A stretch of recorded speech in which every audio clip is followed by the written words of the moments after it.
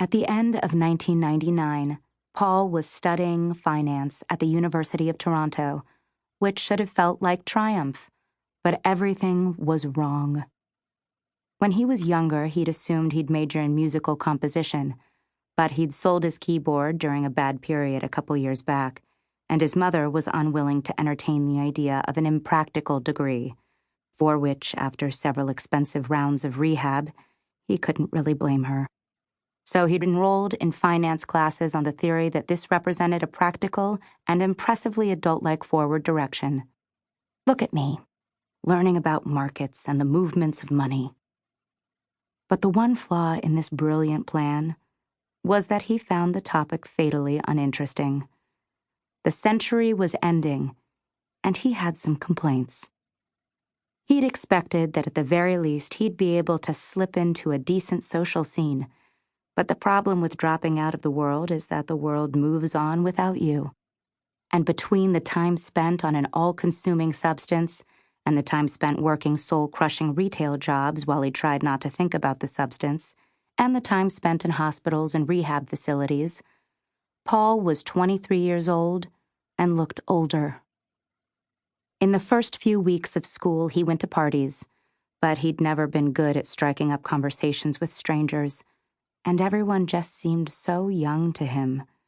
He did poorly on the midterms, so by late October he was spending all his time either in the library, reading, struggling to take an interest in finance, trying to turn it around, or in his room, while the city grew colder around him. The room was a single, because one of the very few things he and his mother had agreed on was that it would be disastrous if Paul had a roommate, and the roommate was into opioids. So he was almost always alone. The room was so small that he was claustrophobic unless he sat directly in front of the window. His interactions with other people were few and superficial. There was a dark cloud of exams on the near horizon, but studying was hopeless. He kept trying to focus on probability theory and discrete time martingales, but his thoughts kept sliding toward a piano composition that he knew he'd never finish. This very straightforward C major situation, except with little flights of destabilizing minor chords.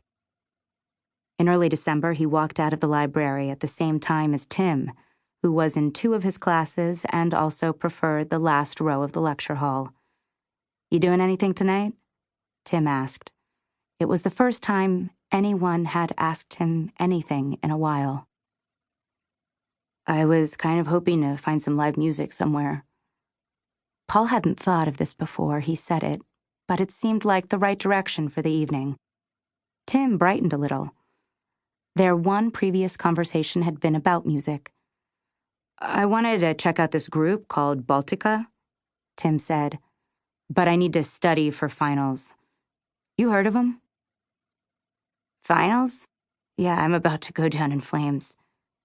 "No, Baltica." Tim was blinking in a confused way. Paul remembered something he'd noticed before, which was that Tim seemed not to understand humor. It was like talking to an anthropologist from another planet. Paul thought that this should have created some kind of opening for friendship, but he couldn't imagine how that conversation would begin. "I can't help but notice, but you're as alienated as I am. Can we compare notes?" And anyway, Tim was already walking away into the dark autumn evening. Paul picked up copies of the alternative weeklies from the newspaper boxes by the cafeteria and walked back to his room, where he put on Beethoven's Fifth for company, and then scanned the listings till he found Baltica, which was scheduled for a late gig at some venue he'd never heard of down at Queen and Spadina. When had he last gone out to hear live music?